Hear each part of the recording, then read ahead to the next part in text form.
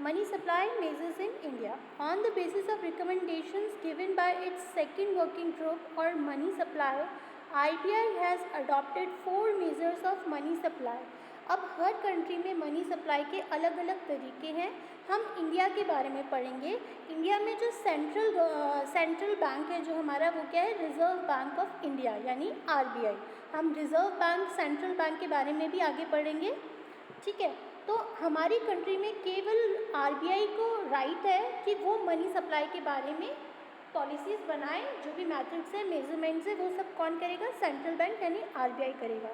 तो इंडिया में money supply 4 sectors में है. M1, M2, M3 and M4. ठीक है. अभी क्या है ये हम अब देखते हैं. M1, तो इसका एक फॉर्मूला है.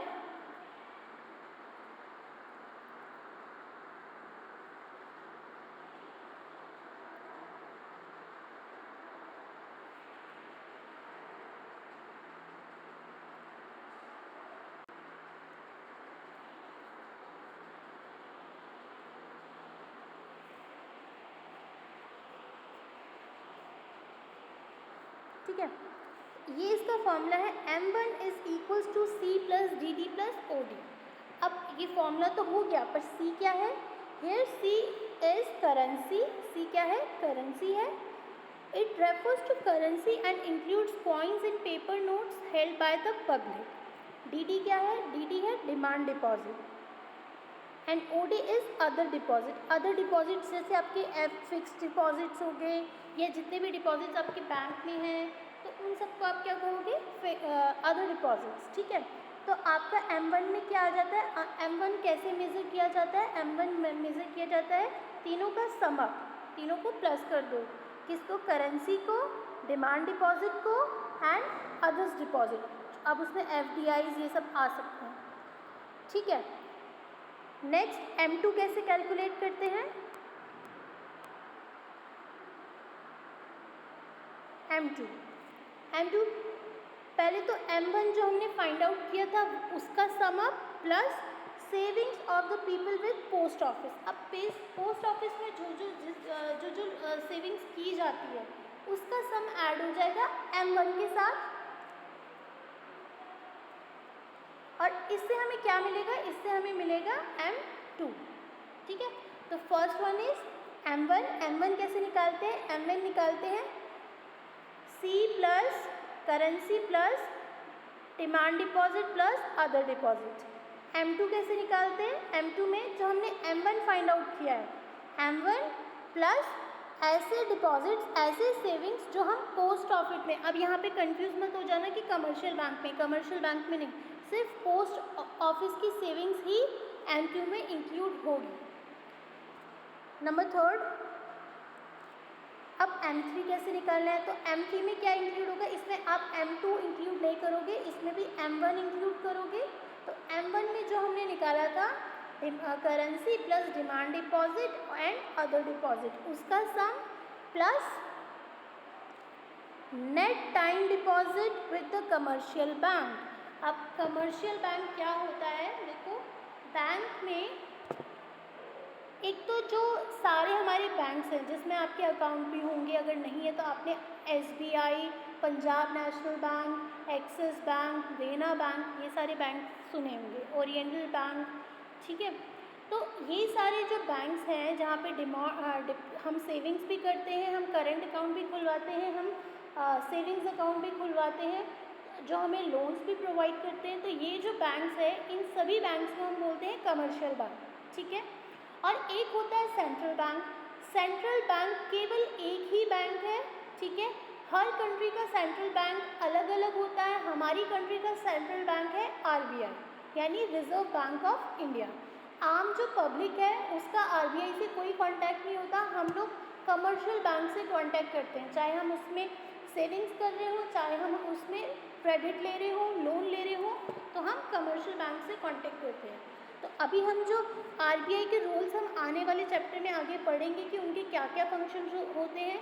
RBI का मेन काम होता है सारे ही कमर्शियल बैंक को मॉनिटर करना, देखना. ठीक है. अब M3 में क्या आएगा? M3 में M1 जो ऊपर पढ़ा हमने, और इसके साथ नेट टाइम डिपॉजिट। अब नेट टाइम डिपॉजिट्स क्या है, याद रखना इसे। नेट टाइम डिपॉजिट, टाइम मतलब टाइम पीरियड। हम जब किसी टाइम पीरियड के लिए अपनी सेविंग्स या डिपॉजिट्स को सेव करते हैं तो उसको बोलते हैं फिक्स डिपॉजिट, फिक्स डिपॉजिट, ठीक है। तो यहाँ पे बात हो रही है फिक्स डिपॉजिट। कौन से फिक्स डिपॉजिट, जो कि हमने कमर्शियल बैंक में जमा किए हैं। तो पूरी कंट्री के कमर्शियल बैंक में जो फिक्स डिपॉजिट है वो ऐड हो जाएंगे M1 के साथ। तो क्या कैलकुलेट होगा, तब कैलकुलेट होगा M3। Last concept is M4। M4 कैसे निकालते हैं। M4 concept of money supply is still broader. It is broader than even M3. Beside all the components of M3, it also includes savings with the post office excluding NSC. Thus, M4 कैसे calculate करते हैं, हम M3 को plus कर देंगे किससे, savings with post office, ठीक है। हमने M2 में किया था savings with post office, savings with post office था, लेकिन किसके साथ था, M1 के साथ था। लेकिन M4 कैलकुलेट करने के लिए वही सेविंग विद पोस्ट ऑफिस होगा, लेकिन किसके साथ, M3 के साथ, ठीक है। तो यही आपके 4 मेजरमेंट्स है मनी सप्लाई के, M1, M2, M3, M4। ये आपके 3 मार्क्स में क्वेश्चन आ जाता है, जिसमें आपको क्या बताया गया है कि M1 कैसे मेजर किया जाता है, M2 कैसे किया जाता है, M3 कैसे किया जाता है, ये पूरा आपको एक्सप्लेन करना है जिस तरह ये दिखाया गया है। इससे रिलेटेड आपको क्वेश्चंस नहीं आएंगे, आपको सिर्फ इसमें यही लिखना है कि इसको कैलकुलेट करने का, इसको मेज़र करने का क्या तरीका है।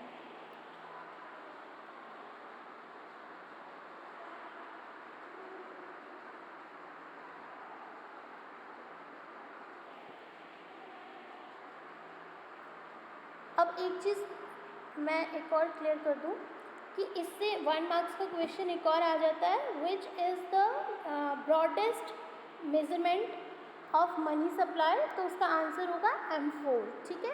M4 सबसे ब्रॉडर कॉन्सेप्ट होता है, और अगर सबसे नैरो पूछा जाए तो M1 is the narrowest concept, ठीक है। तो यही आपका ये मनी सप्लाई का कॉन्सेप्ट, जो मनी चैप्टर था वो यहाँ पे फिनिश। इसके बाद हम बैंकिंग सेक्टर देखते हैं, ठीक है। इसके आगे हम बैंकिंग सेक्टर पढ़ेंगे।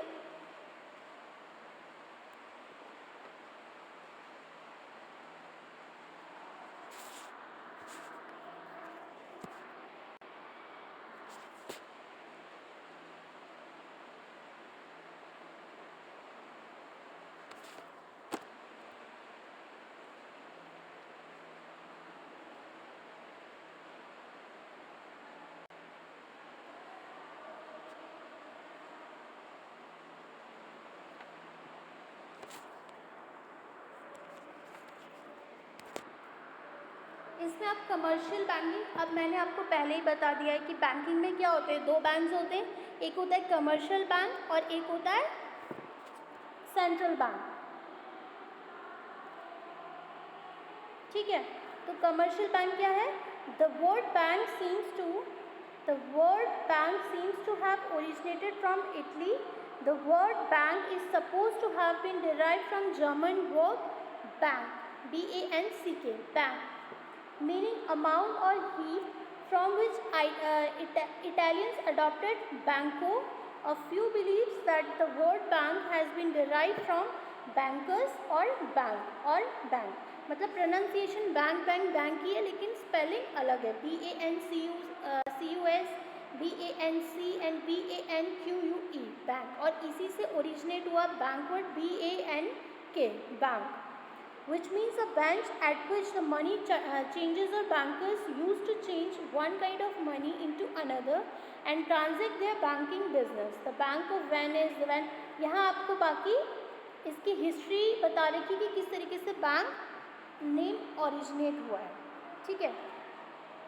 मॉडर्न बैंक, अब ये तो पहले की बात थी। Now modern banking is suppose to be initiated in 17th century when Bank of Amsterdam, Holland 1609, Bank of Hamburg, Germany in 1619 and Bank of England in 1694 were established. Later on, banking extension took place. The present day commercial bank has 3 ancestors of particular note: the merchant, the moneylender and the goldsmith. ये foreigner concept है, ठीक है, आपको अगर meaning पूछा जाए तो आप डायरेक्ट क्या लिखोगे, that a commercial bank is an institution which deals with money and credits. It accepts deposit from the public, make the funds available to those who need them and help in remittance of money from one place to another.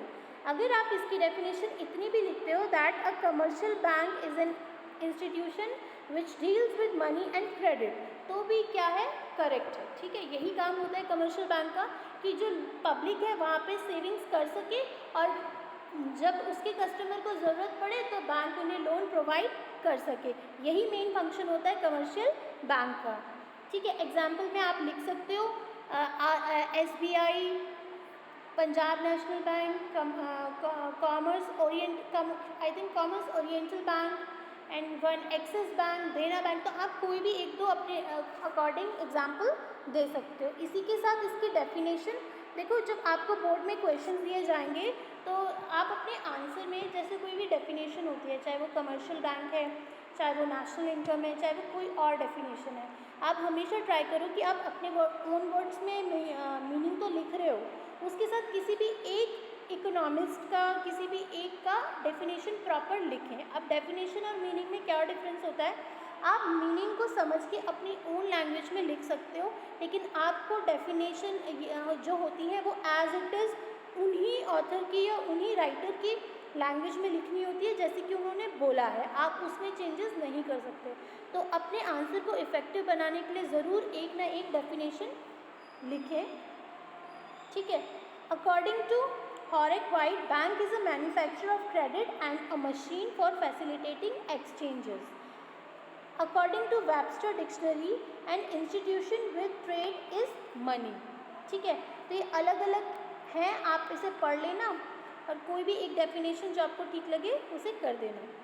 In short, commercial bank deals in trading of money and credit for earning profit. अब यहाँ पे commercial bank के features बताए गए हैं कि commercial bank करता क्या क्या है। ठीक है,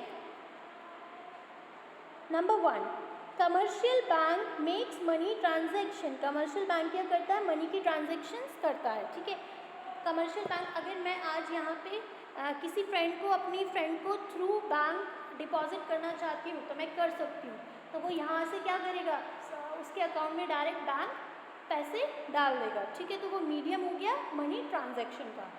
next, bank accepts deposit. Bank accepts deposit from the public for loaning purpose.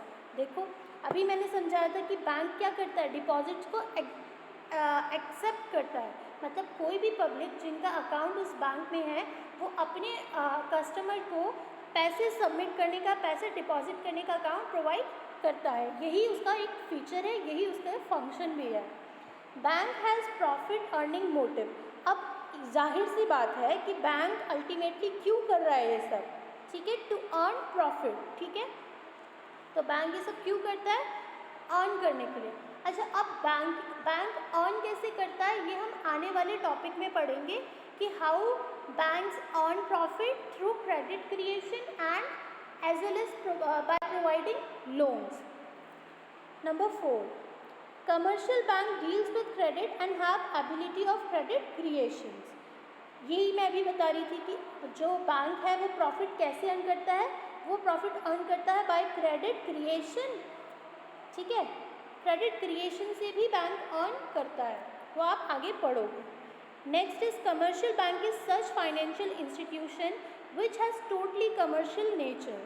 ठीक है, इसका कमर्शियल नेचर होता है, ये सिर्फ प्रोवाइड, जो उसकी जो कस्टमर है उसको फैसिलिटीज़ तो प्रोवाइड करेगा ही, इसके साथ साथ क्यों करेगा, to earn more and more profit. Commercial bank as commercial institution generates demand deposit which are used as medium of exchange.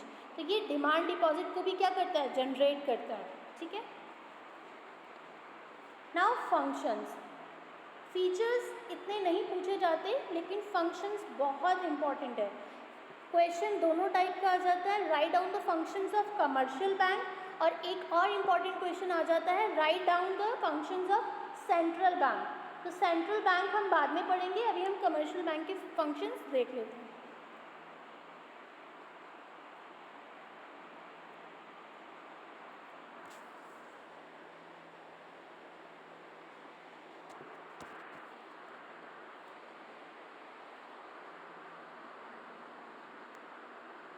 देखो ब्रॉडली फंक्शंस, कमर्शियल बैंक के फंक्शन ब्रॉडली 3 पार्ट्स में डिवाइड है, primary, secondary and social function, ठीक है, ये 3 है। अब इसमें आपको एक अलग से एक्सप्लेन किया, पहले primary, then secondary and finally social function.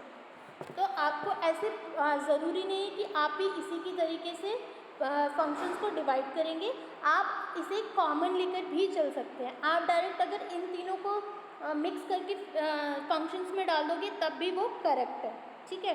तो आई वुड सजेस्ट, मैं आप सबको यही सजेस्ट करूँगी कि इसे अलग अलग टाइप में ना करके सिंपल कर दो, ठीक है। What are the functions of commercial bank? Accepting deposit, deposit जो भी करते हैं उनको एक्सेप्ट करना, लोन्स प्रोवाइड करना और क्रेडिट क्रिएट करना, यही बैंक का मेन फंक्शन है, ठीक है। तो आप इसे ऐसे मत करना जैसे इसमें बताया गया, इसको डिलीट कर देना, ऐसे ना करना, ठीक है। जब भी क्वेश्चन आए आप इसे ऐसे मत लिखना कि प्राइमरी फंक्शन है, ठीक है। Just write it as functions of commercial bank and what are the function? Number 1 is accepting deposit, number 2 is granting loan and number 3 is credit creation. अभी मैं आज आपको सिर्फ एक्सेप्टिंग डिपॉजिट और ग्रांटिंग लोन्स के बारे में समझाऊंगी। क्रेडिट क्रिएशन आपका खुद का ही एक अलग डिफरेंट टॉपिक है, वो हम बाद में या कल करेंगे, ठीक है। Number 1 is accepting deposit. अब आपके पास 4 तरीके के डिपॉजिट होते हैं, current deposit, saving deposit, fixed deposit, recurring deposit.